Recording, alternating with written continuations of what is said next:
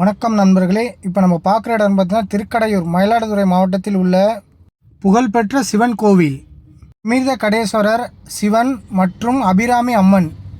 திருக்கடையூர் மார்க்கண்டேயர் கதையால் மிகவும் புகழ்பெற்ற மார்க்கண்டேயர் 16 வயதில் இறப்பார் என்று விதி.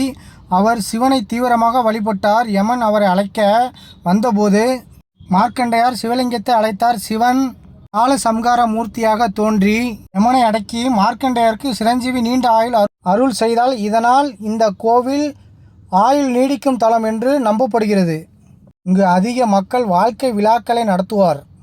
60வது திருமணம், சஷ்டிபாத பூர்த்தி, 70வது பீமராத சாந்தி, 80வது சதாபிஷேகம், 90வது கனகாபிஷேகம், நீண்ட ஆயுள் வேண்டி பலர் இங்கு பூஜை செய்கிறார்கள்.